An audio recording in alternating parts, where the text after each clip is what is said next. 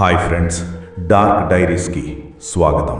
స్టోరీలోకి వెళ్లే ముందు ఒక లైక్ చేయండి. ఇంకా స్టోరీలోకి వెళ్ళిపోవడం. నేను చిన్నగా ఉన్నప్పుడు మా ఇంట్లో ఒక సంఘటన జరిగింది. అది ఏమై ఉంటుందో నాకు ఇప్పటికీ అర్థం కావడం లేదు. అందరికీ నమస్కారం. నేను నా వివరాలు చెప్పాలని అనుకోవడం లేదు, అందుకు నన్ను క్షమించండి. నేను కాలేజీ నుండి సెలవులకు 2 వారాలు ఉంది వెళ్ళటానికి ఇంటికి వచ్చాను. ఇటీవల క్రిస్మస్ గడిచిపోవడంతో ఇదే క్రిస్మస్ రోజు నాకు జరిగిన ఆ సంఘటన గుర్తుకొచ్చింది. మీతో అది పంచుకోవాలని నా ఉద్దేశం.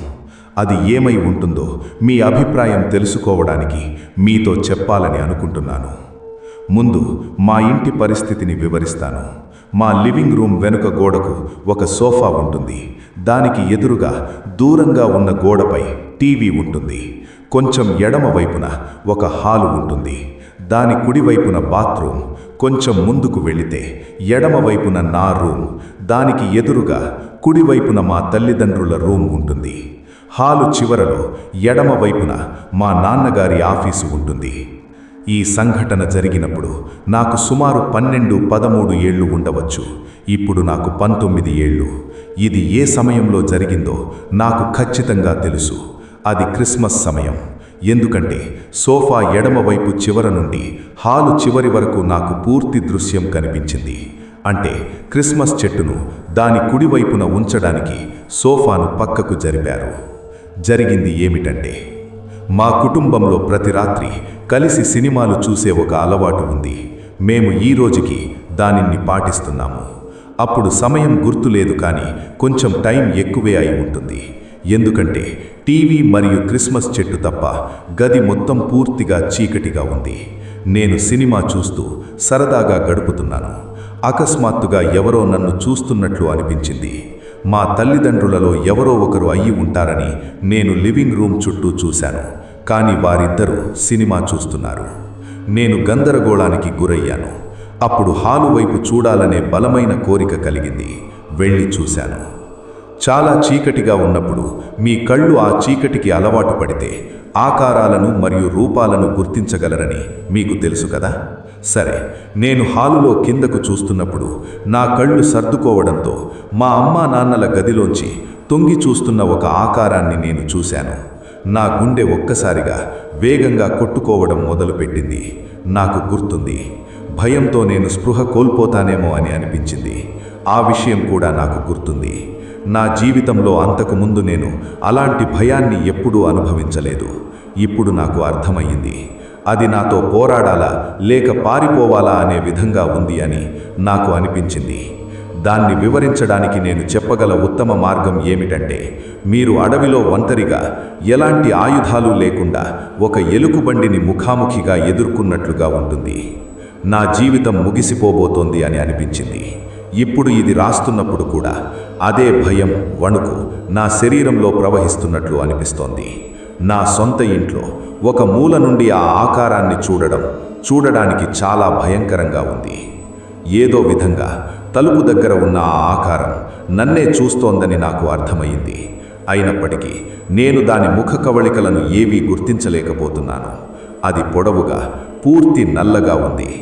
ఆ తర్వాత కొంత సమయం గడిచాక అది తన పూర్తి ఎత్తుకు పెరగడం ప్రారంభించింది. అది మనిషి కాదని నాకు ఖచ్చితంగా తెలుసు. ఆ ఆకారం సహజంగా లేదు. దాన్ని చూస్తుంటే నా వెన్నులో వణుకు పుట్టింది. రోమాలన్నీ నిక్కబడుచుకున్నాయి. అది మా అమ్మా నాన్నల గదిలోంచి పూర్తిగా బయటకు వచ్చి మరో క్షణం నా వైపు చూసి ఆ తర్వాత తిరిగి హాలులో మిగిలిన భాగంలోకి వేగంగా నడుచుకుంటూ మా నాన్న ఆఫీసులోకి వెళ్ళిపోయింది. నేను అక్కడ కూర్చుని ఇప్పుడు ఖాళీగా ఉన్న హాలు వైపు దాదాపు 2 నిమిషాల పాటు కళ్ళు రెప్పార్చకుండా చూస్తూ ఉండిపోయాను. ఏమి చెయ్యాలో తెలియకుండా అలా ఉండిపోయాను. మీకు ఇంకో విషయం చెప్పాలి. నాకు మా అమ్మా నాన్నలతో మంచి సంబంధం లేదు. నేను వివరాల్లోకి వెళ్ళను, కానీ నాకు దెబ్బ తగిలినా కూడా వారికి చెప్పడానికి నేను చాలా భయపడతాను. ఎందుకంటే నేను చేసే ప్రతిదానికి వారు నా మీద కోప్పడతారు. ఈ రోజుటి వరకు కూడా. ఈ విషయం తెలిసిన తర్వాత నేను చేసిన దానిని బట్టి నేను చూసిన దాని గురించి 100% ఖచ్చితంగా ఉన్నానని అర్థమయ్యింది. చివరికి నేను ధైర్యం చేసుకుని ఈ మాటలు చెప్పాను. నాన్న, ఇంట్లో ఎవరో ఉన్నారు. నా గొంతు చాలా ప్రశాంతంగా ఉంది. నేను లోపల అనుభవిస్తున్న దానికంటే చాలా ప్రశాంతంగా. నేను చెప్పినట్లుగా నేను చూసిన దాని గురించి 100% ఖచ్చితంగా ఉన్నానని నేను వారికి చెప్పేవాడిని కాదు. కానీ మా అమ్మా నాన్నల గదిలోంచి నాన్న బయటకు వచ్చి ఏమైందిరా అని అడిగారు. మీ ఆఫీసు రూము వైపు ఎవరో వెళ్ళారు అని చెప్పాను. మా నాన్న ఆఫీసులోకి వెళ్ళడం నేను స్పష్టంగా చూశానని చెప్పాను. నేను వేగంగా సినిమాను పాజ్ చేశాను. మా నాన్న లైట్ వేసి హడావుడిగా హాలులోంచి తన ఆఫీసు వైపు పరిగెట్టుకుంటూ వెళ్ళిపోయారు. నాకు గుర్తుంది, ఆయన ఆఫీసులో లైట్ వెలగడం, కానీ నాన్న దాన్ని చూశాడో లేదో అని ఒకటే టెన్షన్. ఏదైనా పెనుగులాట, కేక అలాంటిది ఏదైనా వినిపిస్తుందేమో అనుకున్నాను. కానీ నాకు నిశ్శబ్దం తప్ప మరేమీ వినిపించలేదు. తర్వాత లైట్ ఆరిపోయింది. ఆయన తన ఆఫీసులోంచి బయటకు వచ్చి మళ్ళీ హాలులోకి వచ్చారు. ఆయన నన్ను ఏదో పరిశీలిస్తున్నట్లుగా చూశారు. అక్కడ ఎవరూ లేరని ఆయన నాతో చెప్పారు. నేను చూసింది నిజమని నాకు తెలుసు. అయినా ఆయనకి ఏమీ కనిపించలేదు కాబట్టి నేను గందరగోళానికి గురయ్యాను. ఆయన ఆఫీసులో కిటికీలు లేవు కాబట్టి ఆ వ్యక్తి అక్కడి నుండి తప్పించుకోవడానికి కూడా అవకాశం లేదు. ఆ రాత్రి మేము సినిమా పూర్తిగా చూసి మామూలుగానే ఉన్నాము. కానీ నేను పూర్తిగా ఆందోళనతో ఉన్నప్పటికీ మా అమ్మా నాన్నలు నా గురించి కొంచెం ఆందోళన చెందుతున్నారని నేను గ్రహించాను. ఆ రాత్రి నేను పడుకోవడానికి వెళ్ళినప్పుడు నాకు అస్సలు నిద్ర పట్టడం లేదు. గుర్తుంది, సరిగ్గా నిద్రలోకి జారుకుంటున్న సమయంలో హాలులో లివింగ్ రూమ్ నుండి నా గది వైపుగా అడుగు చప్పుడు వినిపించింది. మా నాన్నకు నన్ను పలకరించే ఒక అలవాటు ఉండేది. దానికోసం అర్ధరాత్రి నా తలుపు తెరిచేవారు. కాబట్టి ఆ అడుగు చప్పుడు వినగానే ఆయన నన్ను చూడడానికి వస్తున్నారని నాకు అర్థమయ్యింది. కాబట్టి నేను అక్కడే పడుకుని ఆ అడుగు చప్పుడు నా తలుపు దగ్గరకు రాగానే ఆయన తలుపు తెరస్తారని ఎదురు చూశాను. కానీ అలా జరగలేదు. అది ఆ శబ్దం నా తలుపు ముందు అకస్మాత్తుగా ఆగిపోయింది. తర్వాత కొంత సమయం చెక్కపై చిన్నగా తట్టిన శబ్దం వినిపించింది. ఆ తర్వాత అది కూడా ఆగిపోయింది. తర్వాత హాలులో అటూ ఇటూ తిరుగుతున్న అడుగు చప్పుడు వినిపించాయి. అవి నా తలుపు దాటుకుంటూ వెళ్తున్నాయి, కానీ ఆగడం లేదు. నేను కదలడానికి కూడా భయపడుతున్నాను.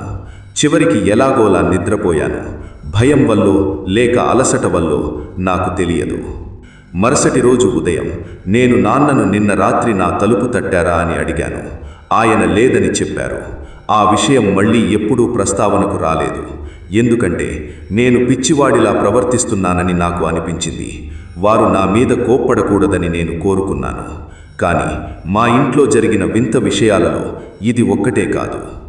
దాని తర్వాత కొన్ని సంవత్సరాల తర్వాత నేను మళ్ళీ డ్రైయర్ను ఆన్ చేయడానికి వెళ్లాల్సి వచ్చింది. దురదృష్టవశాత్తు మా వాషింగ్ మెషిన్ మరియు డ్రైయర్ బేస్మెంట్లో ఉన్నాయి.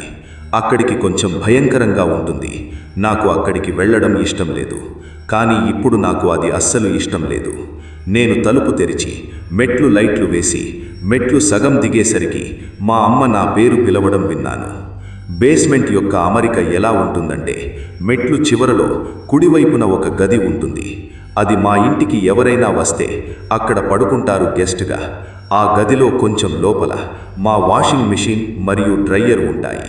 ఆ గదిలో లైట్లు వేయకుండా మెట్లు లైట్ ఉన్నప్పటికీ అక్కడ చాలా చీకటిగా ఉంటుంది. నేను నా పేరు విన్నప్పుడు అది లాండ్రీ గది నుండి వస్తున్నట్లు అనిపించింది. కానీ బేస్మెంట్ వైపు పూర్తిగా చీకటిగా ఉండడంతో అది కనిపించకుండా ఉంది. నాకు అప్పుడు చాలా గందరగోళంగా, భయంగా అనిపించింది. నా హాలులో ఆ వస్తువును చూసినప్పుడు కలిగిన భయమే మళ్ళీ నన్ను ఆవరించింది. గోడ అవతల చూడడానికి నేను మరికొన్ని అడుగులు ముందుకు నడిచాను. అక్కడ పూర్తిగా చీకటిగా ఉందని నిర్ధారించుకున్నాను. సమాధానం వస్తే ఏమి చెయ్యాలో తెలియకుండా నేను అమ్మా అని పిలిచాను. అది బహుశా నేను తీసుకున్న చాలా తెలివి తక్కువ నిర్ణయం. నేను కొన్ని క్షణాలు వేచాను. మళ్ళీ పిలవబోతున్నంతలో చీకటిగా ఉన్న లాండ్రీ గదిలో ఆయన గొంతు వినిపించింది. ఆయన నా పేరు పిలిచి ఇక్కడికి వచ్చి నాకు సహాయం చెయ్యి అని చెప్పారు. నేను గడ్డకట్టుకుపోయాను. నా ఒళ్లంతా వణుకు పుట్టింది. అమ్మలాగే వినిపించిన ఆ గొంతు మళ్ళీ నా పేరు పిలిచింది. అది నన్ను తేరుకోగల్లా చేసింది. నేను వెనక్కి తిరిగి మెట్లపైన పరిగెత్తుకుంటూ వెళ్ళిపోయాను. వెనుక కలుపు వేశాను, లైట్ ఆపేశాను. నేను అక్కడే నిలబడి ఉన్నాను. ఇంతలో మా అమ్మ వంటగదిలోంచి బయటకు వచ్చి ఆయాసపడుతున్న నన్ను చూసి ముఖం చిట్లించింది. ఆమె నన్ను బాగానే ఉన్నానా అని అడిగింది. నేను ఆమెను నా పేరు పిలిచావా అని అడిగాను. లేదు, ఈ సమయమంతా తను వంటగదిలో కూర్చుని భోజనం చేస్తున్నానని చెప్పింది. నేను సరే అని చెప్పి ఏడవడానికి నా గదిలోకి పరిగెత్తుకుంటూ వెళ్ళిపోయాను. నేను చాలా భయపడ్డాను. ఎందుకంటే బేస్మెంట్లోంచి నా పేరు పిలిచింది ఎవరో. అది అచ్చం మా అమ్మ గొంతులాగే ఉంది, కానీ అది మా అమ్మ కాదు. నేను బహుశా తిరిగి సమాధానం ఇవ్వకుండా ఉండాల్సింది. అది ఏని అని ఇప్పుడు నాకు తెలుసు. అయినా సరే ఆ తర్వాత నేను బేస్మెంట్కు దగ్గరకు ఒంటరిగా వెళ్ళలేకపోయాను. ఆ సైడ్ వెళ్ళడం